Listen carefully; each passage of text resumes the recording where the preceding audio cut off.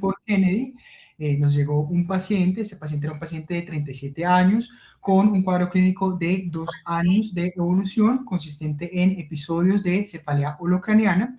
El paciente tenía unos episodios de aproximadamente 3 o 4 veces por semana. Esa cefalea era pulsátil, acompañada de fotofobia, de fonofobia, no náuseas. El paciente, 3 semanas previo al ingreso, refiere agudización tanto de la frecuencia como de la intensidad de su cefalea, por lo que consultó inicialmente por urgencias. Se determinó que no era una urgencia, se envió a neurología por consulta externa y en neurología solicitaron una imagen, ¿sí? Una TAC. El paciente ingresa el día de la TAC por los hallazgos en la tomografía. Al examen físico, el paciente está con un Glasgow de 15, sin déficit neurológico, sin cambios en la dinámica pupilar. Entonces, esta es la imagen que vemos en esa paciente que les estoy comentando, 37 años, cefalea. En el momento del el ingreso, el paciente ya no tiene cefalea, asintomático.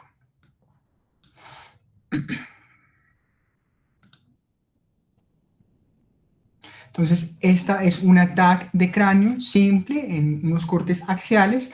Lo que estamos evidenciando es una imagen hiperdensa con una morfología tubular, serpiginosa en la región frontal, con un diámetro mayor de aproximadamente 3.5 centímetros.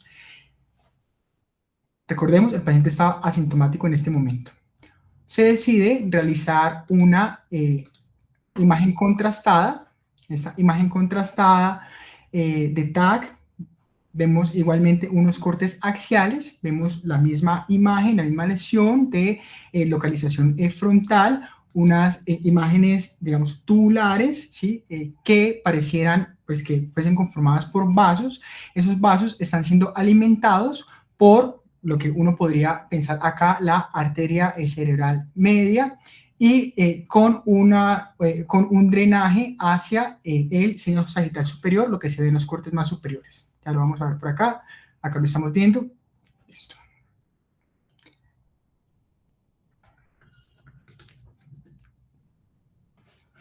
Perfecto. El siguiente caso que les quiero compartir es este paciente. Es un paciente de 78 años, un hombre. Este paciente ingresa con un cuadro de 3 días consistente en dolor abdominal, distensión abdominal.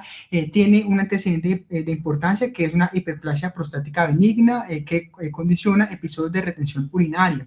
En este momento el paciente tenía retención urinaria, requiere paso de sonda y tiene piuria franca en ese paso de la sonda. Al examen físico inicial, el paciente en Glasgow de 14 por desorientación, tiene al ingreso un episodio autolimitado, 30 segundos, de una crisis tónico-clónica generalizada, sin recuperación de su estado basal en posictal posterior a su crisis. La persona que estaba en reanimación decide realizar el aseguramiento de la vía aérea, lo intuba.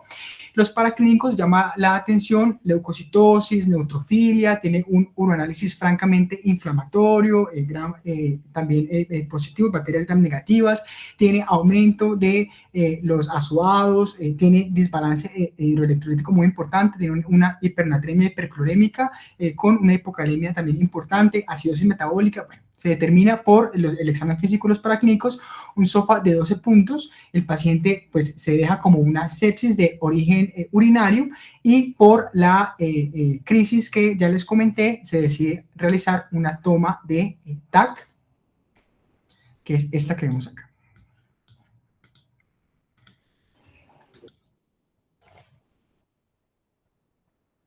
La pasé muy rápido un segundo.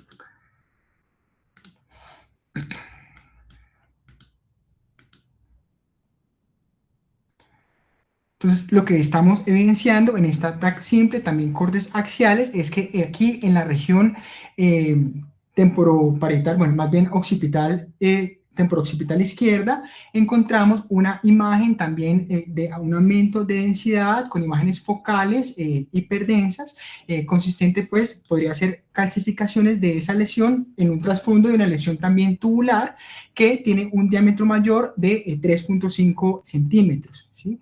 Se decide la realización de un una imagen contrastada, lo que sería como un geotag.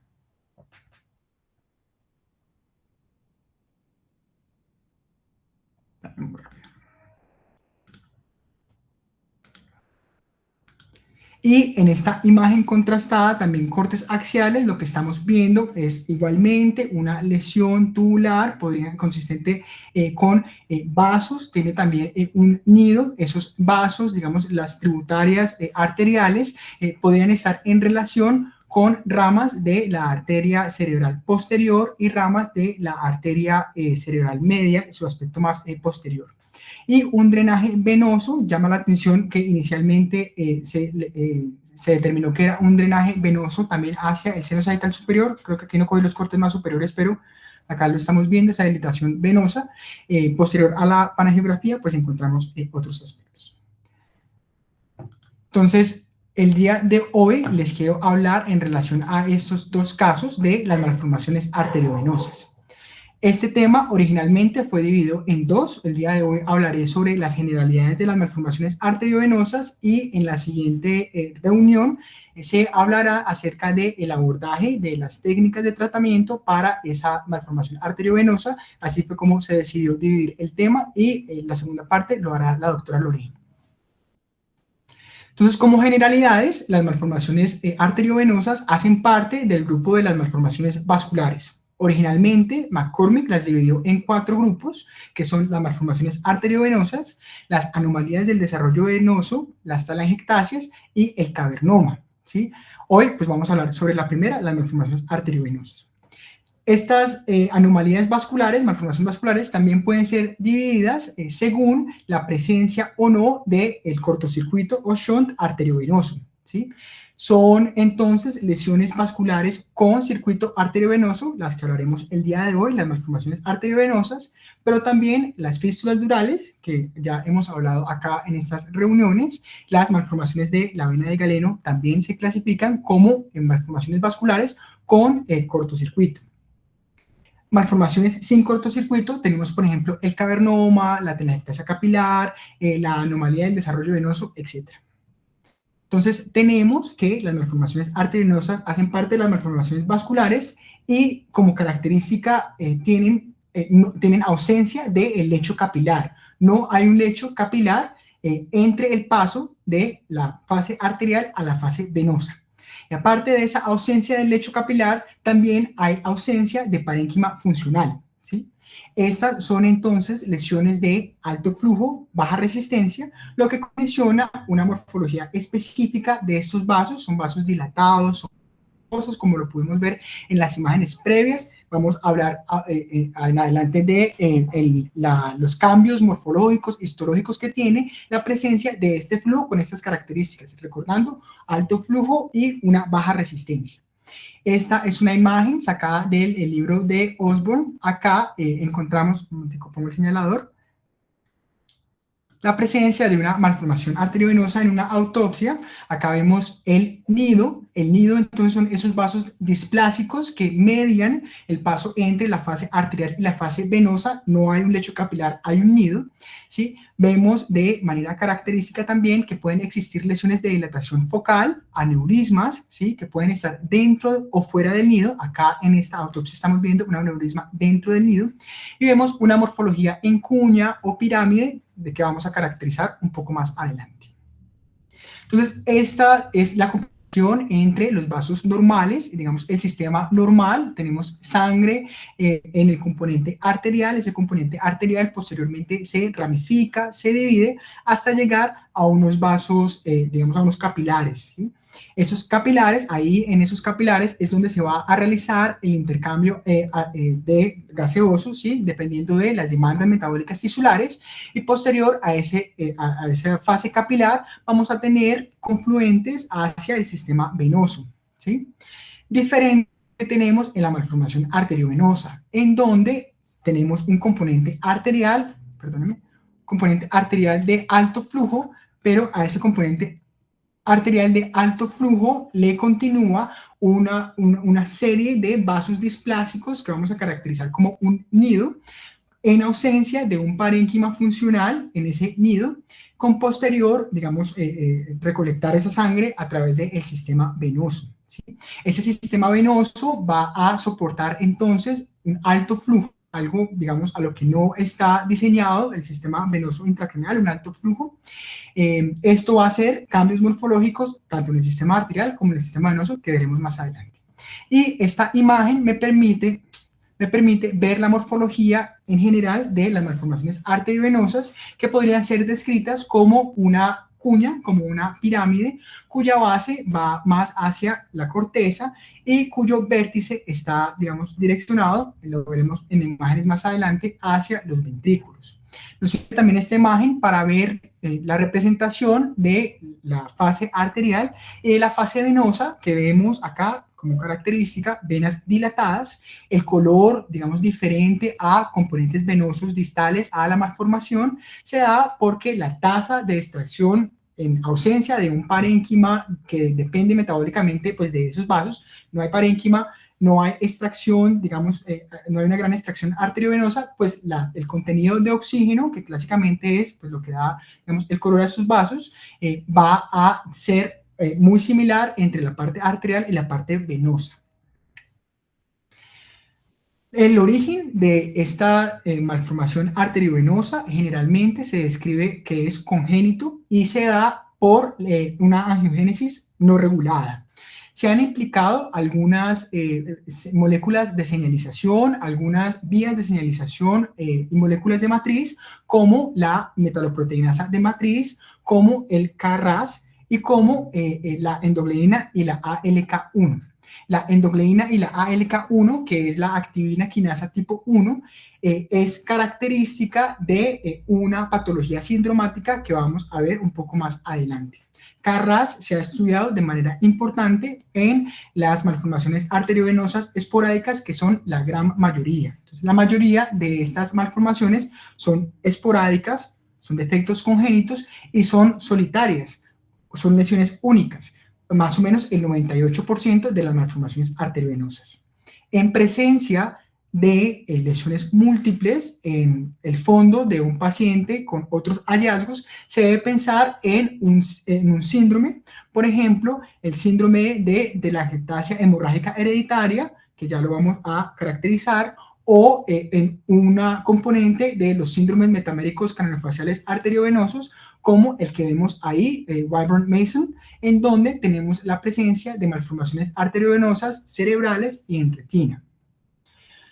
Entonces, el que más se asocia, en general, son esporádicas, ¿no? En general, no hacen parte de síndromes. Si hacen parte de síndromes, el que más tiene mayor asociación es este, que es la telangiectasia hemorrágica hereditaria o Osler-Weber-Rendún. Eso se caracteriza por una triada. La triada es epistaxis, telangiectasias en piel y mucosas y antecedentes familiares, ¿sí? La epistaxis ocurre en más del 95%, las telangiectasias en piel y mucosas en más del 90%. En el 50% de los pacientes encontramos malformaciones arteriovenosas hepáticas o pulmonares y solamente en un 10 a un 15% encontramos malformaciones arteriovenosas cerebrales que tienen una característica de tamaño especial, y es que en la mayoría de estos pacientes estas malformaciones son pequeñas, menos de 1 centímetro de nido. Y también podemos hallar en menos del 2% de estos pacientes las malformaciones arteriovenosas en la columna. La patrón de herencia de estos pacientes es un patrón de herencia autosómica dominante. La triada, como lo había mencionado, son las epistaxis, las telangiectasias en piel y mucosa y los antecedentes familiares por este tipo de herencia. Y la mutación, digamos, característica, son mutaciones que tienen que ver con la señalización del factor de crecimiento transformante beta, importante para el proceso de angiogénesis. Entonces, por ejemplo, la endogleína, que está en el cromosoma 9, la ALK1, que la mencionamos antes, el receptor de la activina tipo 1, que está en el cromosoma 12, y SMAD4, que hace parte de la señalización. Todas estas hacen parte, bien sea actuando como receptores o como peldaños en la cascada de señalización de este factor importante para la angiogénesis. Esta es una imagen sacada de una revisión de Lawton que publicó en Nature, en un primer de Nature. Acá hablamos sobre la importancia de este gen, la ALK1, esta activina quinasa tipo 1, receptor de activina quinasa tipo 1, en un modelo murino. Lo que ellos hicieron fue que mutaron, hicieron una deleción, una pérdida de función del gen de la ALK1 en el modelo murino, y a esta pérdida de función también transfectaron vía adenovirus el gen del factor de crecimiento, del factor de crecimiento endotelial vascular, y lo que se dieron cuenta es que en ausencia de ALK1, en ausencia de esa regulación que hace el factor de crecimiento transformante beta, más la presencia del BEF1, el factor de crecimiento endotelial vascular, se daban las malformaciones arteriovenosas. Y recordemos que la mutación de ALK1 es, digamos, importante para la patogénesis del síndrome de Osler-Weber-Rendu o de la ictasia hemorrágica hereditaria. Y proponen entonces una hipótesis para generar las malformaciones arteriovenosas, que es la mutación, la pérdida de función de este factor en línea somática y en las líneas de línea somática para el endotelio, en las líneas derivadas de la médula ósea, en presencia también de una respuesta al trauma, como por ejemplo lo que ocurre en respuesta al trauma podría ser relacionado a ese factor de crecimiento endotelial vascular, ¿sí? Para el desarrollo de las malformaciones arteriovenosas.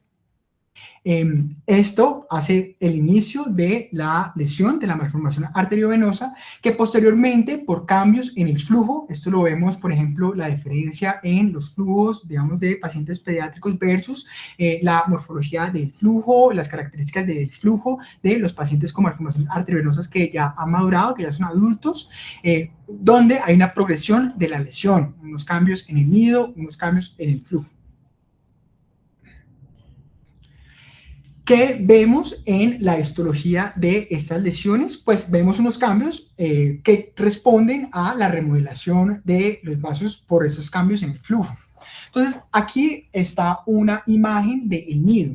Y en esta imagen del nido lo que estamos viendo es que hay un endotelio que recubre, ¿sí?, el nido, ¿sí?, que recubre esos vasos del nido, que es unos vasos que son macroscópicos, diferente a lo que uno esperaría en unos capilares normales, que está desprovisto también estos vasos de nido como característica de otras capas acompañantes, no hay músculo, no hay nada más que ese endotelio, ¿sí? Ese endotelio displásico de unos vasos grandes para la estructura intranidal. Y tenemos también cambios tanto en el compartimiento arterial y venoso. La imagen inferior, acá estamos viendo un corte del componente venoso, en donde vemos que esa vena está dilatada, está ectásica y que además va a tener hiperplasia de la íntima por ese flujo que está aumentado en relación, por ejemplo, a los vasos venosos del componente intracraneal.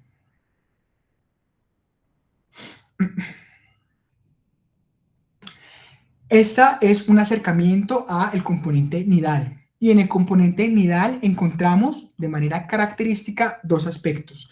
El primero que estamos viendo en estas dos imágenes es que intraluminal e incluso unido a las paredes, a ese endotelio, encontramos la presencia de células inflamatorias, principalmente neutrófilos. Y a esas células inflamatorias, a esos neutrófilos, también se le adiciona el hallazgo, digamos, cuando acercamos a ese componente nidal de eritrocitos, de hemorragia, digamos, microhemorragia, cercano a esa área nidal. Esto va, digamos, a tener una repercusión que más adelante comentaremos. El estudio de las malformaciones arteriovenosas, la incidencia se ha calculado por estudios tanto retrospectivos como prospectivos que vamos a tratar más adelante. Se cree que tienen una tasa de incidencia de 1.34 por 100.000 pacientes año, ¿sí?, y una prevalencia entre 10 y 18 por 100.000 pacientes, ¿sí? Esto, digamos, cada vez esta prevalencia, esta incidencia está, digamos, creciendo por el hallazgo o la realización más frecuente de imágenes en los pacientes que no tienen síntomas relacionados a la malformación arteriovenosa, sino como hallazgos incidentales. Y se cree que se puede hallar una malformación arteriovenosa por cada 2.000 resonancias que se hagan en pacientes por otra causa, digamos que se haga la resonancia por otra causa. La presentación típica está entre los 20 y 40 años, la media de la presentación son 33 años. Y llama la atención para correlacionarlo con la serie de charlas que hemos tenido de aneurismas, que son más jóvenes, una década más jóvenes que los pacientes que se presentan con patología aneurismática. No tiene discriminación por sexo. En algunos estudios se cree que es discretamente más prevalente en hombres, pero esto, digamos, no se ha confirmado. Generalmente se dice que es igual la prevalencia entre ambos sexos. Nuevamente es sacado de la revisión de Lawton. Acá nos habla de algunos estudios, tanto prospectivos como retrospectivos. Es el estudio de Nueva York, de las islas de Nueva York, un estudio prospectivo, el cual nos dio el dato, digamos, que generalmente vemos de 1.34 por cada 100.000 habitantes, digamos, por cada 100.000 pacientes año, la tasa de incidencia. Vamos a hablar de la importancia de este estudio un poco más adelante.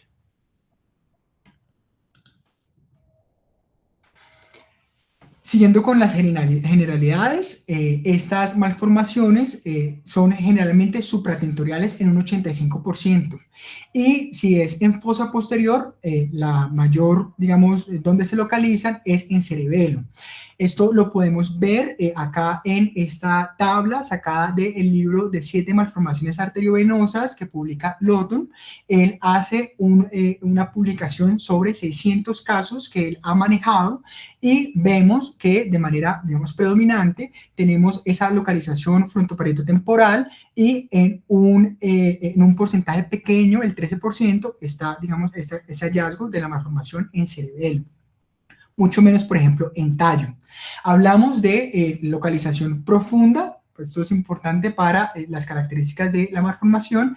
Si tenemos el hallazgo, por ejemplo, de la malformación en tallo, en los ganglios basales, en tálamo, en el cuerpo calloso, en cerebelo, etc. Esta imagen sacada del libro de Osborne, acá estamos viendo la morfología, como les comentaba, generalmente piramidal. Lawton describe que puede haber muchas formas de la malformación arteriovenosa, cilíndricas, redondeadas. Bueno, acá la vamos a describir por la imagen, digamos, como en cuña o piramidal, con un vértice hacia la corteza, con una base hacia los ventrículos. Vemos otros hallazgos que ya hemos más o menos caracterizado, pero para reforzarlo, la dilatación, la ectasia venosa y la presencia por esos cambios en el flujo de los aneurismas, que pueden ser intranidales o pueden ser extranidales de las arterias que alimentan o no relacionados. Lo había mencionado ya, el 98% son lesiones solitarias. Estos estudios ya mencionados han sido muy importantes para la historia natural, y la historia natural a su vez es muy importante para determinar el tratamiento de estos pacientes. Se dice que tienen un riesgo de ruptura de entre 2 a 4% al año, es acumulativo, en algunas series del 1%. Pero este riesgo de 2 a 4% año va a estar modificado por unos factores. El primer factor modificador del riesgo de ruptura es la hemorragia previa y aumenta entre un 6 a un 15% en ese primer año. La ruptura previa aumenta el riesgo de ruptura en ese primer año en ese porcentaje, 6 a 15%.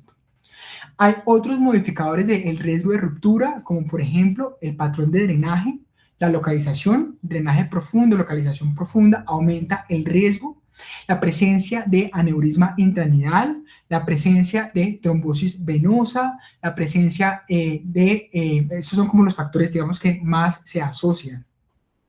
Hay factores controversiales, como por ejemplo el embarazo, el score de Spetzler-Martin, que voy a pasar rápidamente ahorita más adelante, quiero hacer la salvedad de que este score no predice, no fue diseñado para predecirme el riesgo de ruptura, sino para desenlaces de cirugía, ¿sí? Se ha estudiado, sin embargo, sí hay una relación entre Spetzler-Martin y riesgo de ruptura. Esto es controversial, ¿sí? El embarazo también controversial, como ya lo dije, y el tamaño. ¿Sí? Se creía que en malformaciones arteriovenosas pequeñas, menos de 3 centímetros, debido a este tamaño pequeño en un contexto de alto flujo, pues que había un aumento, al menos teórico, del riesgo de ruptura. Esto no ha podido ser demostrado. Y siguiendo con la historia natural, tenemos que en estas lesiones, de manera importante, tenemos, o no de manera importante, de manera, digamos, esporádica, menos del 1%, hallamos la regresión espontánea en el contexto de una hemorragia y trombosis. Menos del 1% regresan de manera espontánea en la historia natural de estos aneurismas. Esta tabla fue sacada del estudio de la historia natural de las malformaciones arteriovenosas publicada por Gross en el 2013. Acá sacamos el dato de entre 6 al 15%, cada vez que se analiza, de 6 al 15% y también de 2 a 4% de riesgo de ruptura anual. Pero de manera importante tenemos también los factores que van a modificar ese riesgo basal. De manera importante, la hemorragia previa como principal factor, como ya he mencionado, pero otros factores como el drenaje profundo y la localización profunda. Y es que estos tres se han estudiado, la presencia, la combinación de estos tres factores, y se ha determinado que en ausencia de estos tres factores, digamos, el riesgo es 1%, 2 a 4%, como lo había mencionado.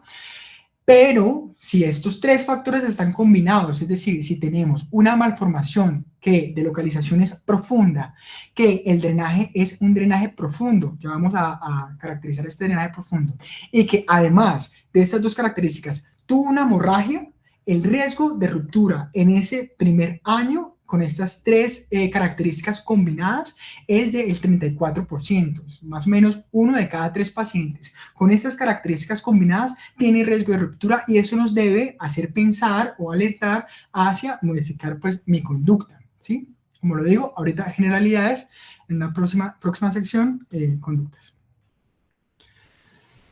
¿Cómo, con lo que ya hemos dicho, cómo estimo el riesgo de sangrado? El riesgo de sangrado se puede calcular con esta fórmula. Entonces tenemos esta fórmula que nos da el libro de la Greenberg. Acá nos dice que con esta fórmula matemática 1 menos el riesgo de no sangrado anual elevado a los años de vida que le restan al paciente. Recordemos que esto es un riesgo acumulativo, ¿no? Entonces, el riesgo de no sangrado anual, evidentemente, pues será el restante de ese porcentaje que le demos, dependiendo de las características del paciente, a que sangre en el año, ¿sí? Digamos, ya lo vamos a ejemplificar. O otra fórmula, digamos, más reducida que uno puede tener ahí en la memoria, es restarle 105 a la edad. Aquí estamos asumiendo que el riesgo de sangrado es 3%. Entonces, con un ejemplo, un paciente de 50 años que ya le hicimos todos los estudios, caracterizamos la lesión y no tenemos factores adicionales que sumen a ese riesgo de sangrado, digamos que la esperanza de vida, según el DANE, es de más o menos 75 años para los hombres, más o menos 80 años para las mujeres, y asumiendo que tiene un riesgo de sangrado entre 2 al 4%, pongamos el 3% anual, tendrá, según el primer cálculo, 1 menos el riesgo de no sangrado, 0.97, elevado a 25, que es los años que le falta a ese paciente de 50 años para cumplir la esperanza de vida colombiana, de más o menos 0.5 o 53%. Y con la fórmula de arriba, 105 menos 50, 55 años. Como lo digo, esto va a ser importante cuando hablemos de las conductas a tomar una vez, digamos, se haya caracterizado toda la lesión. Esto aunado a la importancia que tiene la historia natural de la enfermedad, pues que nos provee con ese riesgo de sangrado basal y esos factores que aumentan este riesgo de sangrado basal. ¿Cómo se presentan estas malformaciones arteriovenosas? Las que son sintomáticas síntomas derivados de la malformación, generalmente el principal presentación es el sangrado. Entre 50 y 65% es el sangrado.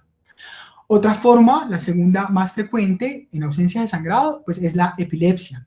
Y esta epilepsia puede ser explicada por irritación cortical, por hipertensión venosa, por microhemorragias, ¿sí? Algo pasa, digamos, parecido a el cavernoma. Otra presentación, digamos, o por fenómeno de robo también la epilepsia. Por fenómeno de robo se puede dar déficit neurológico. Y otra presentación, digamos que hay que ponerle la lupa, es la cefalea. Y es que en general, ¿sí? Estas pues, malformaciones arteriovenosas, a menos de una condición específica que ya lo voy a mencionar más adelante, pueden no estar relacionadas con la cefalea, y la cefalea ser una asociación, digamos, espuria, incidental, que nos haga tomar la imagen y como el primer paciente, ese paciente de 37 años, pues estar, digamos, descubrirse así la malformación arteriovenosa. Lo que les mencionaba acá del fenómeno de robo, lo voy a tratar más adelante, pero ya que está escrito acá, aprovecho para decirles que ese fenómeno de robo es explicado por las características del flujo que ya había, que ya había puesto en la malformación arteriovenosa. Recordemos que es un alto flujo con una baja resistencia. Y el flujo de la sangre va a estar determinado por gradientes, ¿no? Gradientes de presión, gradientes de resistencia.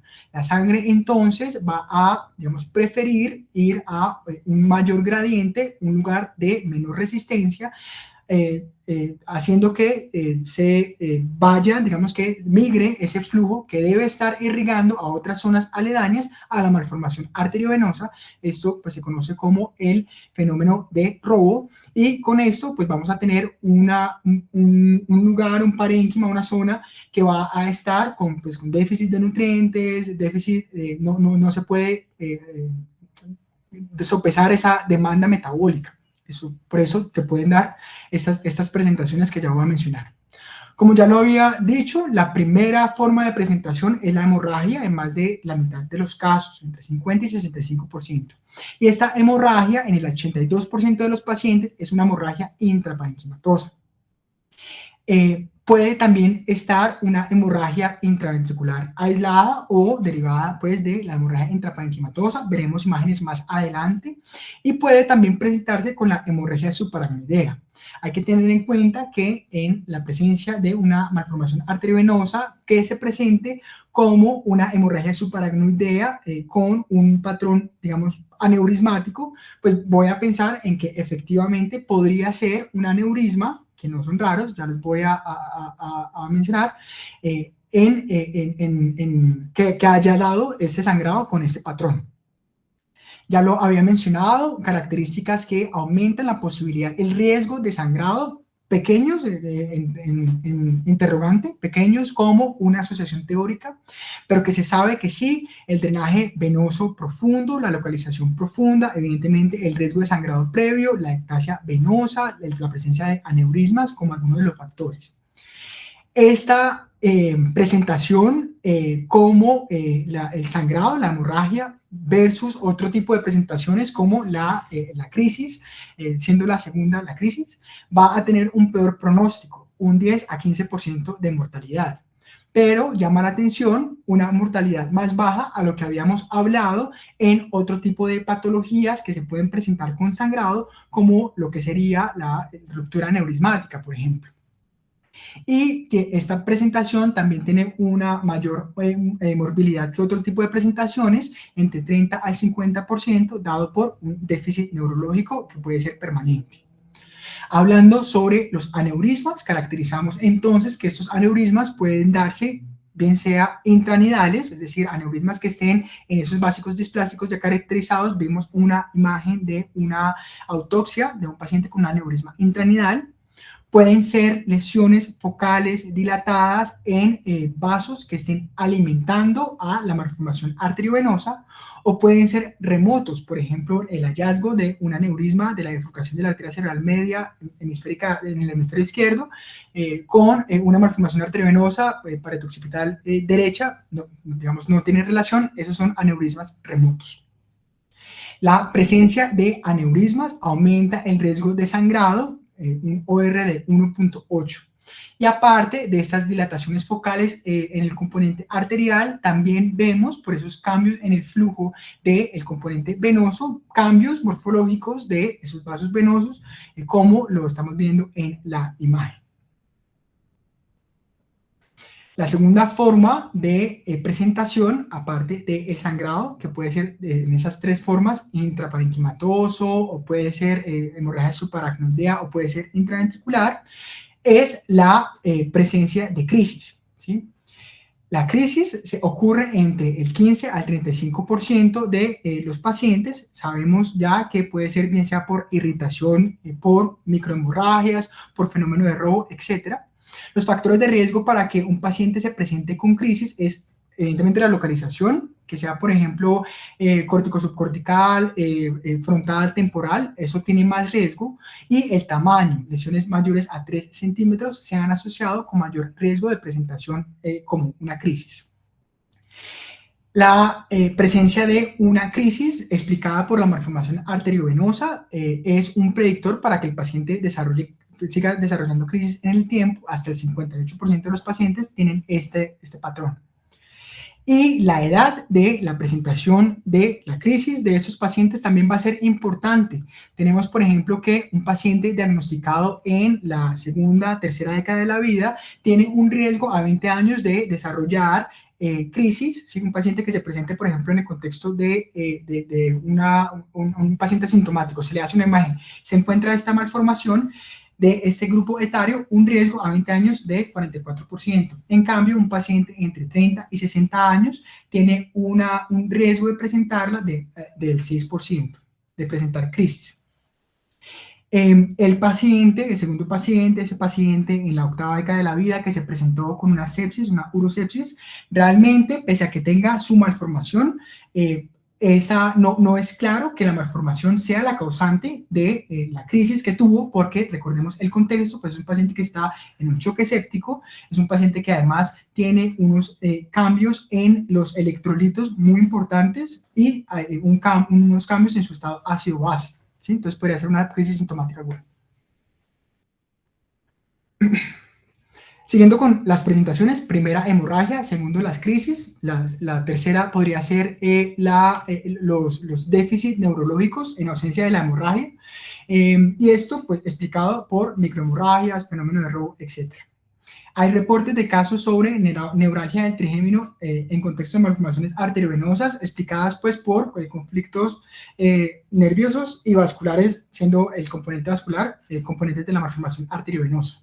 Y en malformaciones arteriovenosas de gran tamaño podría ser que esos espacios de ausencia de flujo de ese fenómeno de robo cause hipoxia, la hipoxia señalice, algo relacionado con la charla anterior, a factores inducidos por hipoxia que recluten, por ejemplo, arterias como las ramas de arterias meningias, y por lo tanto, pues darse un síndrome como migraña. Digamos, esto se ha reportado, se ha descrito, pero recordemos que en pacientes con cefalea hay que diferenciar si es una cefalea primaria con un hallazgo de la malformación arteriovenosa, pues por, digamos, incidental.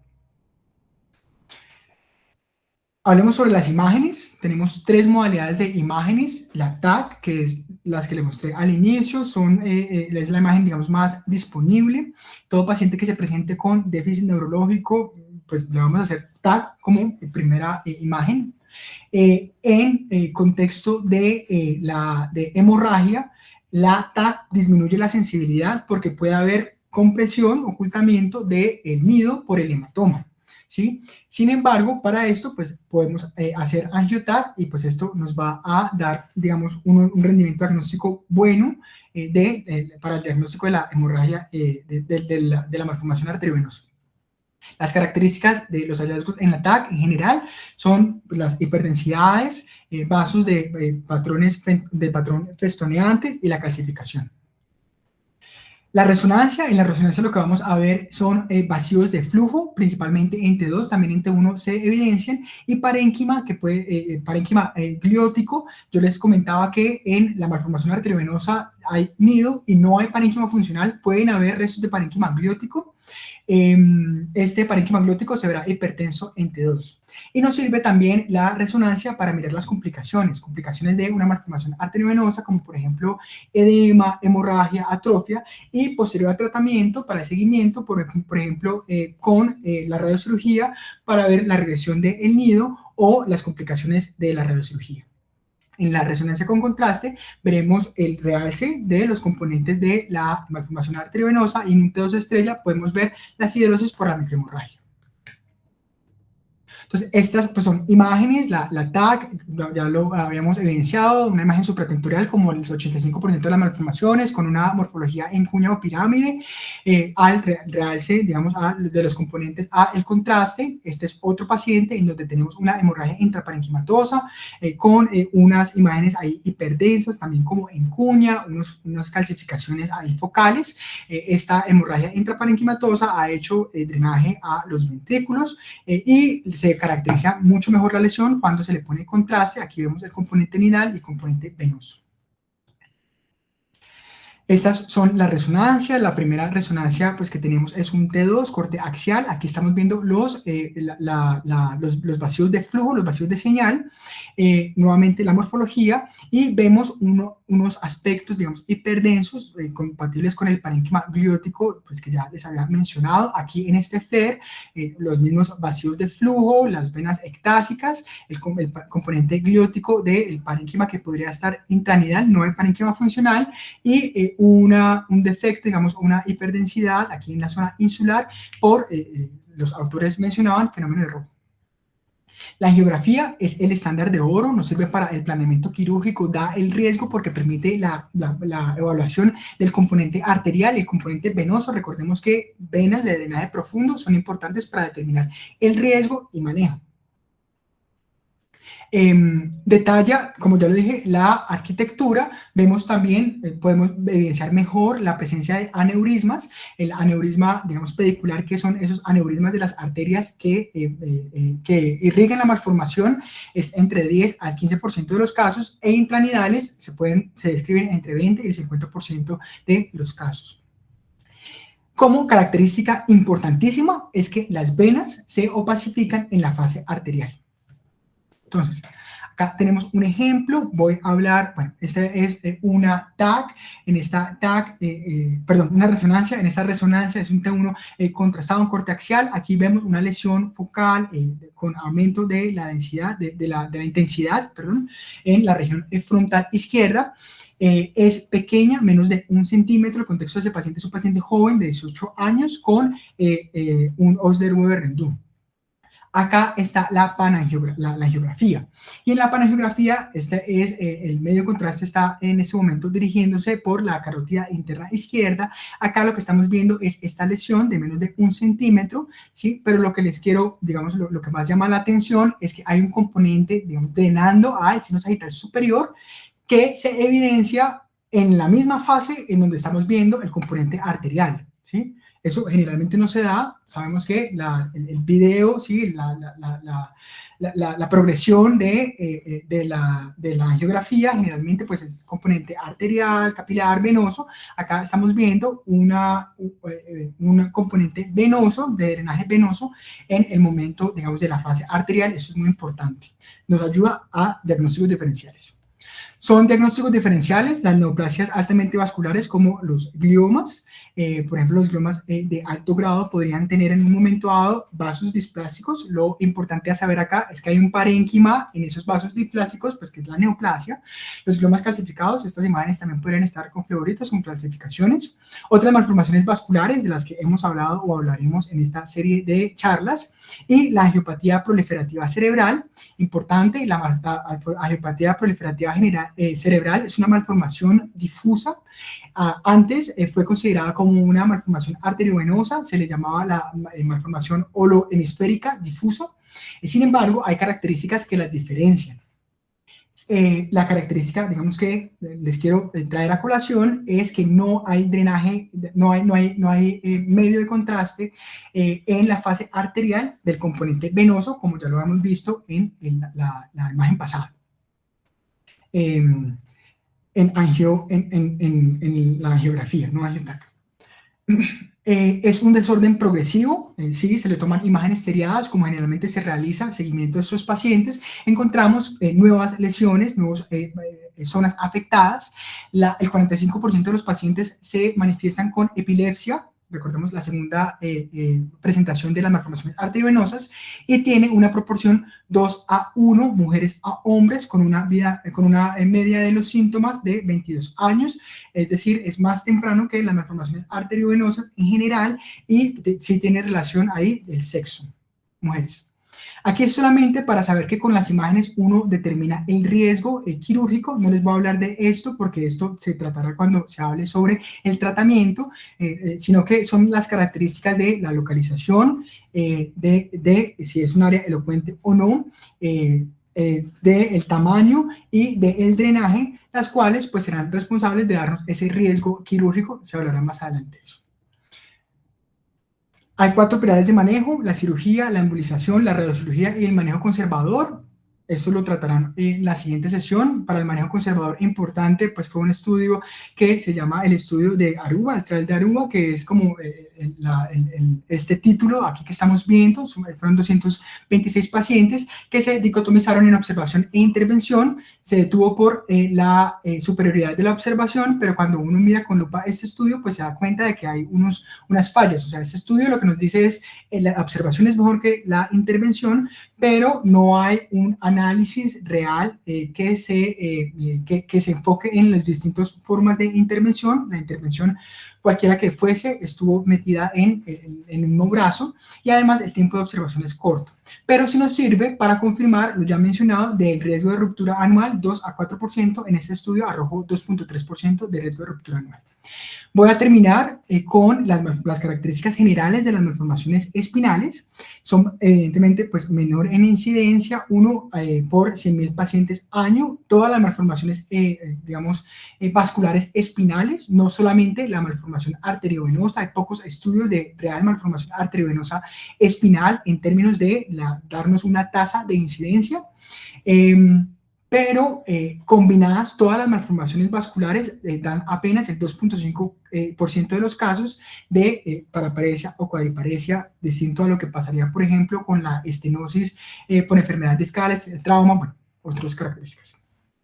En general, estas malformaciones también son congénitas. Pueden o no tener cortocircuitos. Las malformaciones arteriovenosas como tal, digamos espinales, evidentemente pues tienen esas mismas características de un cortocircuito mediado por un nido, y se van a presentar digamos, la presentación clínica va a estar dada por la compresión en el compartimento venoso principalmente, pero también puede haber un fenómeno de robo o sangrado, hemorragia. Clásicamente se han dividido en estas 4 clases, digamos, de manera general. Las malformaciones vasculares espinales son divididas en estas 4 clases. Tipo 1, que son fístulas durales sin intermediación de nido, conexiones arteriovenosas, shunts arteriovenosos. O también podría ser tipo 2 o tipo 3, las malformaciones arteriovenosas, que es el caso que nos ocupa el día de hoy. Entonces, para dar la última, digamos, generalidad de la parte espinal, ya dije tipo 2 o tipo 3 en el esquema clásico, la clasificación de Anson y Spetzler. Tenemos que la tipo 2 son malformaciones cuyos vasos son, digamos, o que está intramedular, alimentada por los componentes anterior, de la vasculatura anterior, la arteria espinal anterior, que irriga los 2/3 en un corte axial, o el componente posterior, y que drena a un plejo venoso coronal, siendo mediada, como ya lo dije, por el componente nidal. Generalmente se presenta en adultos jóvenes, 20 a 30 años, son jóvenes, pero no tan jóvenes como la presentación del tipo 3 que vamos a caracterizar. Ya sabemos que puede ser secundario a un efecto de masa dado por ejemplo, la masa como tal, o dilatación principalmente venosa, o por fenómenos de isquemia o sangrados, y el riesgo de hemorragia cercano a lo que ya habíamos caracterizado en la parte de las malformaciones cerebrales, 4% anual, y el principal factor de hemorragia podría ser una hemorragia previa. Estas la podemos ver, acá es una imagen sacada de Humans. Acá recordemos que son intramedulares, distinto a lo que pasa en el tipo 3, que en el tipo 3 lo que encontramos es un componente tanto intradural como extradural. Son malformaciones extensas que comprometen, digamos, todo el desarrollo del somita, pueden comprometer el hueso, como lo vemos acá, pero también el músculo, tejido neural, todo lo que estamos viendo acá son más extensas. El promedio de aparición, digamos, son más graves, el promedio de aparición es más joven, 15 años, y aparte de la hemorragia y la mielopatía, también pueden presentarse con signos y síntomas de inestabilidad vertebral por el compromiso a el componente, digamos, del hueso, ¿sí? Acá, como lo estamos viendo en esta imagen también del Humans, estamos viendo, pues, que hay una invasión, un compromiso de esa vértebra. En las imágenes entonces tenemos tres modalidades de imágenes. La TAC, que es importante en toda, digamos, sospecha, es la más rápida que tenemos. Es importante, digamos, para la sospecha clínica de un paciente que esté presentándose con síntomas, por ejemplo, los ya mencionados, una paraparesia, una cuadriparesia, un defecto neurológico progresivo, o instaurado de manera inmediata en el caso de la hemorragia. O tenemos también la forma o la imagen de la resonancia. Vamos a ver en T1 y T2 lo que ya habíamos comentado, similar a lo cerebral, esos vacíos de señal. Y podemos ver áreas focales hiperdensas, por ejemplo, en T2, compatibles con, perdón, hiperintensas en T2, compatibles con mielomalacia o presencia de edema. Y nuevamente, así como lo veíamos en la parte de las malformaciones cerebrales, la angiografía es la regla, el estándar de oro para ver, digamos, los componentes y el planeamiento y todo lo que se vaya a realizar con la malformación arteriovenosa, en este caso espinal. Eso era lo que les quería compartir el día de hoy sobre las malformaciones arteriovenosas. Como les comentaba, en una siguiente oportunidad vamos a hablar sobre el manejo de las malformaciones arteriovenosas, charla que será realizada en la siguiente presentación por la doctora Lorraine, como fue estipulado desde el inicio de las charlas.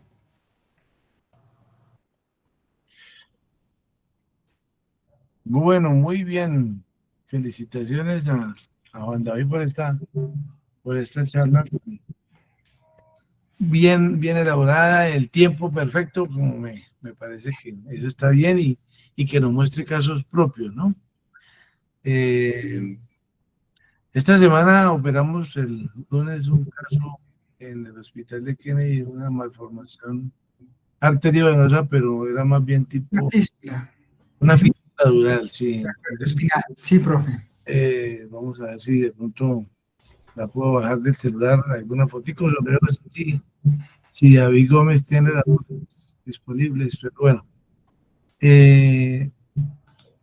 Volvemos a las malformaciones arteriovenosas, como usted lo mencionó, son varios casos, 1.3 casos por 100.000 habitantes, o sea, realmente, hablando de epidemiología, algo muy bajito, ¿no? Para la ciudad de Bogotá, pues tendríamos, no le ponen así, serían 80, bueno, un poquito más de 80 casos al año, nuevo. O sea, sí es un problema serio para la ciudad de Bogotá. Entonces, porque eso es una enfermedad muy grave, muy grave. Digamos que los comentarios van orientados en el sentido del manejo, pero eso será para la próxima charla, obviamente. Me llamó la atención de la teología que usted trató como de insinuar de que hubiera alguna patología como no la entendí bien, si es que algún trauma puede predisponer a la aparición de la malformación, porque teníamos antes de que siempre era una lesión congénita. Profe, digamos, esa era lo que se decía antes, la duda entre si era por aparición traumática versus congénita. Se cree que es congénita el factor, el BEP, el factor inducido por, perdón, el factor de crecimiento vascular endotelial, es un factor que también se da en el contexto de hipoxia. Entonces, ahí lo relacionaron con trauma.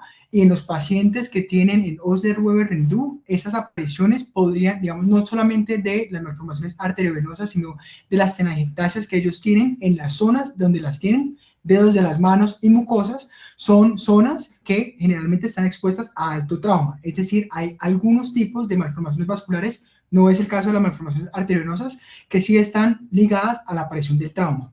Pero en el caso de la malformación arteriovenosa como tal, digamos, esas las que hablamos el día de hoy, realmente sí se cree que son congénitos y que esa interacción con los genes, digamos, la deficiencia de la ALK1 y la interacción con el aumento focal de los factores inducidos por hipoxia se da más bien por la hipoperfusión del parénquima circundante, como lo había mencionado, de estas malformaciones. Entonces, realmente sí va más hacia algo no traumático, no por injuria, pero sí hay relación, o sea, quiero decir que no es el caso en estas malformaciones, pero sí puede haber relación en otro tipo de malformaciones. Sí, o sea, estamos hablando de algo parecido con los angiomas cavernosos, ¿no? También se cree que actualmente ya hay una aparición tardía, digámoslo así. De acuerdo. Entonces, pues está interesante la evolución de los conceptos. Bueno, si hay más preguntas o comentarios, te agradezco. Gracias. Buenas noches. Profesor Zorro, buenas noches. No, Juan David, bueno, felicitaciones por el esfuerzo, por la charla. O sea, se pueden tocar muchas cosas de las malformaciones arteriovenosas. Yo quería hablar específicamente de la ARUA, que es un artículo que tiene mucha controversia. Lo he visto y lo he vivido en diferentes etapas de mi ejercicio, y lo que yo veo es lo siguiente. Yo creo que si los grupos están bien constituidos, si los centros son fuertes, le va mejor a los pacientes tratarse que no tratarse, ¿sí? Porque todos los neurocirujanos hemos tenido pacientes con malformaciones arteriovenosas rotas, y pueden ir desde quedan en estado vegetativo, pacientes con déficit neurológico definitivo, o pueden llegar a la muerte. Entonces, yo creo que si la malformación arteriovenosa no rota, se trata en un centro altamente especializado, ya sea con expertos en radiocirugía, ya sea con expertos en microcirugía, ya sea con expertos en terapia endovascular, o generalmente estas malformaciones, o muchas veces se pueden tratar de forma híbrida, vale la pena tratar. Pero una malformación arteriovenosa tratada en un sitio sin experticia, sin el recurso tecnológico, probablemente va a ir peor tratar esa malformación arteriovenosa que seguir la historia natural de la enfermedad. Esa es mi opinión después de haber visto muchas y muchas malformaciones arteriovenosas. Gracias. Jorge Amortegui. Sí, buenas noches. Juan David, muchas gracias por la charla. Me pareció que estuvo muy completa, muy puntual y pues eso es a lo que queremos apuntar. Como comentario complementario, dentro de los factores que también aumentan el riesgo a que haya mayor presentación hemorrágica. Creo que Juan David comentó unas, dentro de esas las localizaciones periventriculares, malformaciones que estén asociadas o localizadas más bien en localizaciones profundas como los núcleos de la base, pero también aquellas que estén alimentadas por perforantes del sistema vertebrovascular, lo que hace, y según complementando con lo que dijo Juan David, que las malformaciones de fosa posterior pues tengan una mortalidad más alta.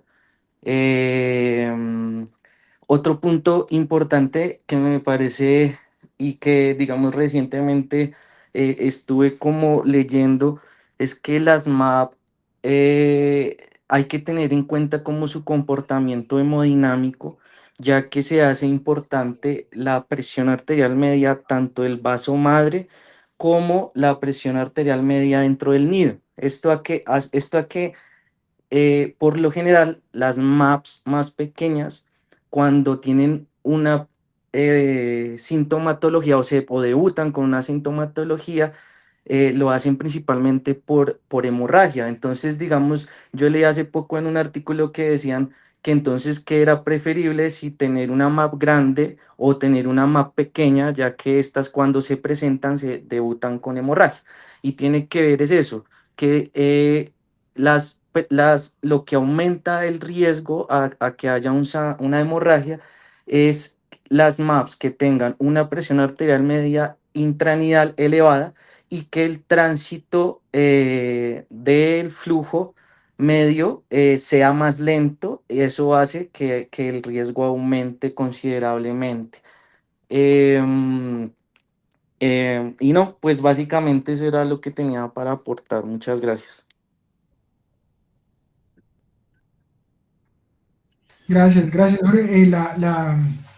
La relación ahí de el tamaño, como lo dije, sí, sí, sí, si bien históricamente sí está relacionado, mira que encontré en la revisión que a veces esta relación teórica no se podía, digamos, establecer en lo que se estudiaba, pero de pronto si tienes artículos que nos regales ahí acerca como de esa relación, sí sería chévere como para estudiarlos, porque claro, tú tienes toda la razón, esa disminución del tamaño en el contexto de pues una alta presión, evidentemente pues haría, digamos, un factor de riesgo para que sangre totalmente, sí. Sí, sí, es que todo es porque paradójicamente las maps más pequeñas tienden a presentarse o debutar con una presentación hemorrágica. De acuerdo. Y eso también, digamos, va de la mano que cuando se hace una embolización parcial de la MAP, en el caso del tratamiento endovascular, si no se hace una embolización del vaso madre, sino más bien de algunos vasos nutricios,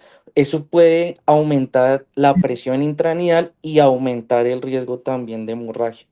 Entonces, es importante como tener en cuenta eso.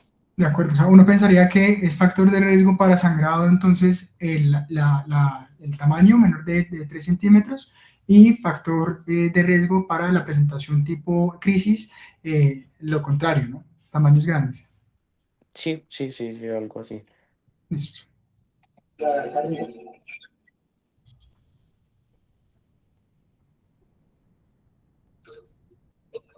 No sé si están viendo mi foto, ¿no? Aquí estoy. No, profe.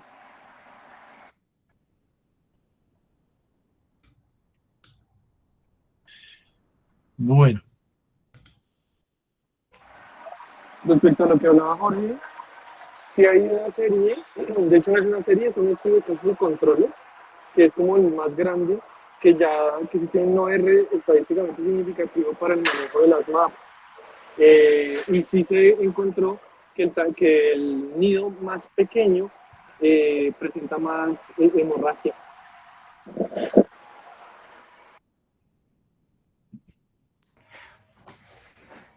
Sí, sí, también algo importante es tener en cuenta cuando hay un único drenaje venoso. Ujú, Eso aumenta considerablemente el riesgo de sangrado o que el drenaje venoso sea lento. de acuerdo. Eso también se ha visto relacionado con aumento de hemorragia. Sí, además cuando en ese único drenaje venoso hay ectasia o disminución del calibre demostrado por panangiografía, eso también aumenta pues por el aumento de la presión retrógrada, ¿no? De acuerdo, sí. Profe, la imagen se está viendo que usted está en su drive, eh, pero descargue el archivo. no, Eh, no me lo descargue, me toca, es que no, lo estaba bajando del celular al computador, pero no me lo quiere bajar bien.